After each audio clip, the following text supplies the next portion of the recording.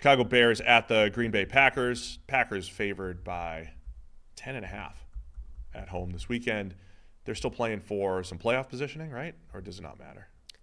The Packers? Yes. I believe. Oh, if Washington wins, it doesn't matter. Yeah. But they're all playing at the same time. So. Right. Yeah, so Green Bay's difference between playing Philly or the Rams, which you might think is significant, right? Going to Philadelphia versus going to L.A. to play the Rams. Again, pending Philadelphia's quarterback situation, but sure. Theoretically, you would want to play the Rams more than you want to play the Eagles, I think.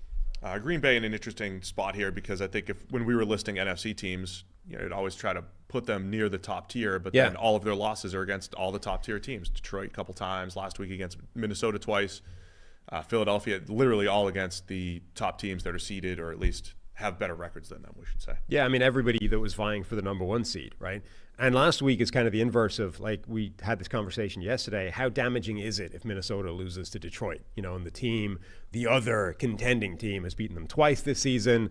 And does that sort of signify that they're not at that level?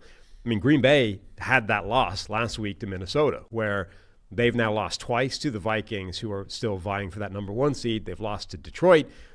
They have had losses that indicate you're not quite at that level. If you'd won a couple of those games, maybe we would be having a different conversation and they'd still be in the one seed mix. As it is, all of a sudden, you've actually lost a few games and they're all to the best teams.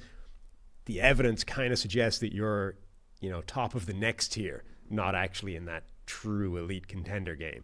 So from there, and this is from the outside, I don't know how much they're buying into that internally, but you would think they want to put out a statement and say, bounce back, stomp the Bears and be like, no, we are a legit playoff team, and then go on that run again. And it's a little different than last year because of those losses, right? Green Bay went in as the team nobody wants to play last year, and it was true. They were the number 7 seed, and 7 or 8 shows ago I misspoke, or someone misspoke, and maybe it was Nick Wright. It's his fault. Said that the 7 seeds had never won, and we kind of forgot. Hey, Green Bay did that last year as a 7 seed, went into Dallas, and whooped them pretty bad in the first round. So if Green Bay is the 7 seed this year, they'd be going to Philadelphia.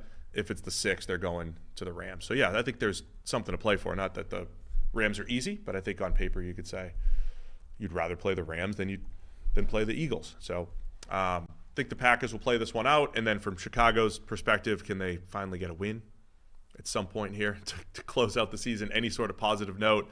I mean, it's to the point where I think there's rumblings about Ryan Poles and the entire future with Chicago, not just the offseason head coaching show. They have by far the longest loss streak in the NFL. They've lost 10 straight now. It started with the Hail Mary, right?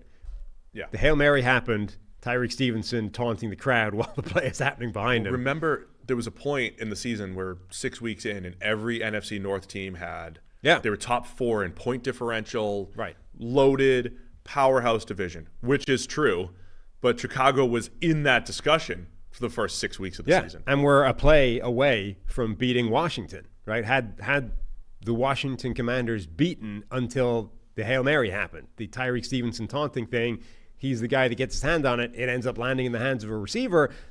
And from that moment on, 10 straight losses for Chicago. Yeah. So, yeah, I think they want to end on a positive note because I wasn't expecting to have Ryan Poles GM future discussions this offseason, but I think they're at that point as well. Yeah, particularly once you fire Eberflus, right? We've identified the scapegoat.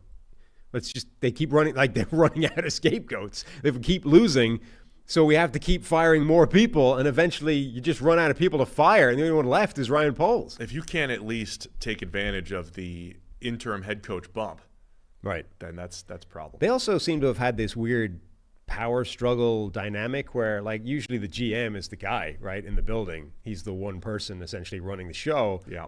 And Ryan Poles seems to have kind of gotten gazumped within that building. And Kevin Warren, the president. Yeah, and suddenly it's like the guy whose previous remit was just like arranging a stadium is now, I'll consult with Ryan when we hire the new guy. It's like, ooh.